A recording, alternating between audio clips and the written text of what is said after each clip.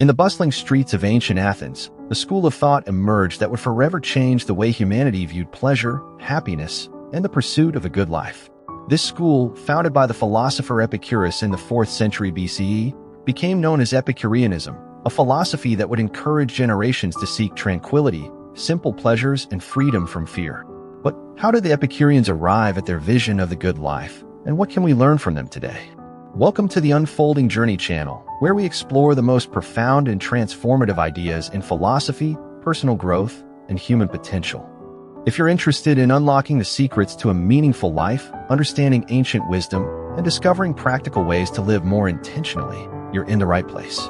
Here we dive deep into timeless philosophies and explore how they can guide us to live better, more fulfilled lives in the modern world. The birth of Epicureanism, a philosophy of pleasure and simplicity.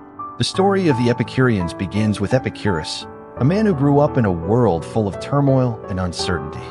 Born on the island of Samos in 341 BCE, Epicurus was deeply influenced by the challenges of his time.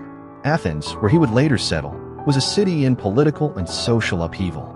War strife and the fall of classical Athenian democracy created an atmosphere of constant anxiety for many people. Yet, despite the external chaos, Epicurus believed that the path to peace and happiness lay in the internal realm of the mind. Rejecting the fear-based religious views of the time, which believed in vengeful gods, he argued that humans could achieve happiness not by seeking fame, wealth, or power, but through understanding nature, cultivating friendships, and enjoying modest pleasures. Epicurus' core message was simple: pleasure is the highest good, and the way to achieve it is through the pursuit of wisdom and moderation. The goal, he argued, was not indulgence in sensory excess, but the cultivation of a life free from pain, fear, and anxiety. In fact, Epicurus defined pleasure as the absence of pain, ataraxia, and physical discomfort, aponia. Happiness, for him, was not found in hedonistic excess, but in the removal of life's sources of distress. The garden, Epicurus' retreat for peace.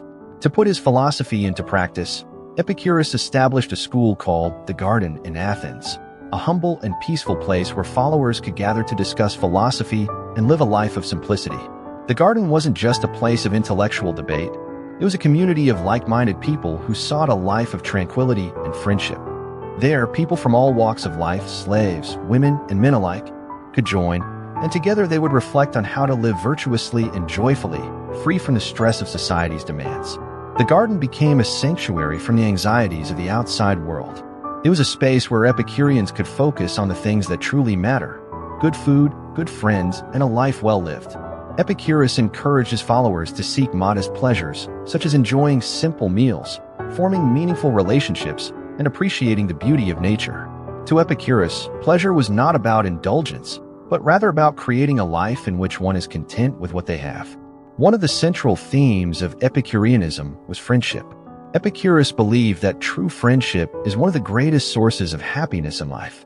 The companionship and trust found in genuine friendships provide a kind of emotional and mental stability that can help one avoid the fears and anxieties that often plague the human experience.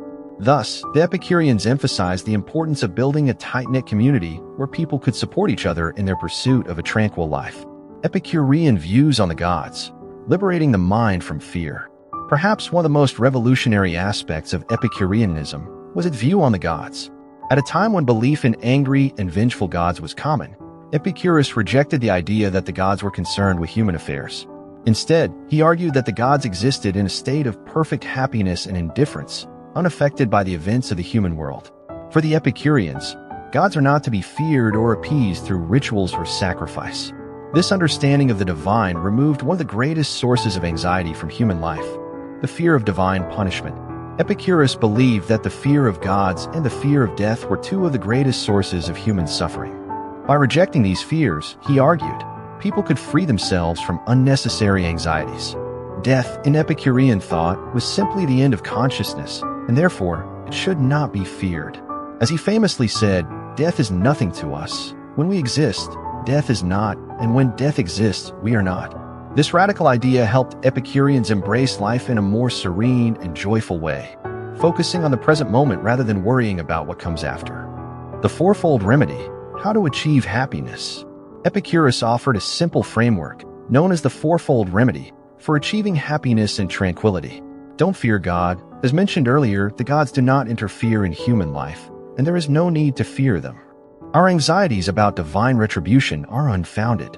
Don't worry about death. Death is merely the cessation of conscious experience, and thus it should not be feared.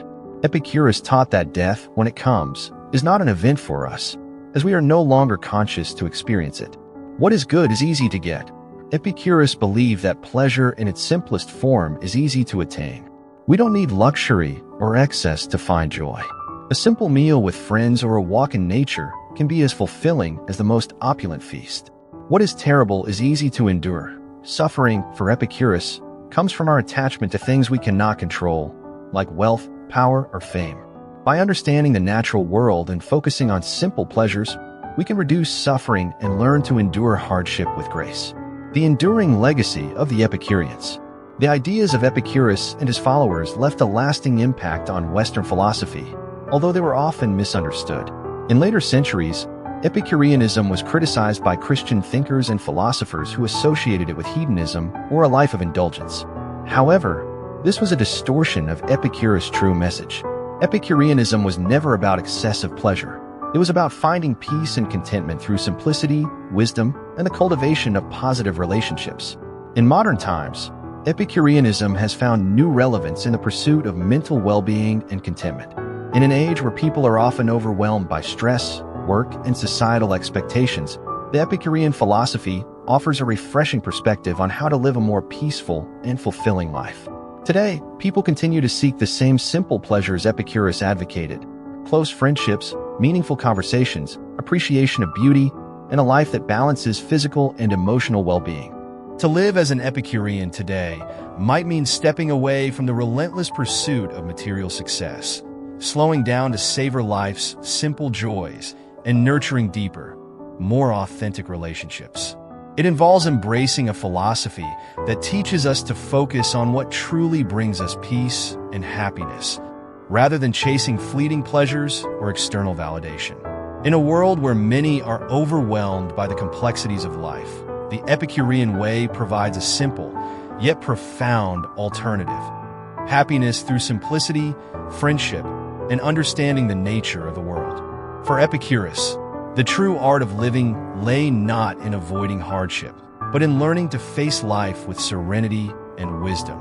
By rediscovering and applying Epicurean principles, we can all work towards creating a life that is not only pleasurable, but also deeply meaningful.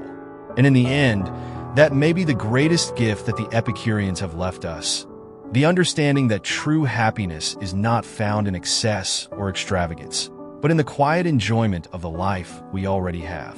If you enjoyed this exploration of Epicureanism and want more insights into ancient wisdom and how it applies to our lives today, make sure to hit that subscribe button. Don't forget to like this video, leave a comment with your thoughts on Epicurean philosophy, and share with anyone who might find this journey of self-discovery interesting. Thanks for being part of the unfolding journey. Let's keep learning and growing together.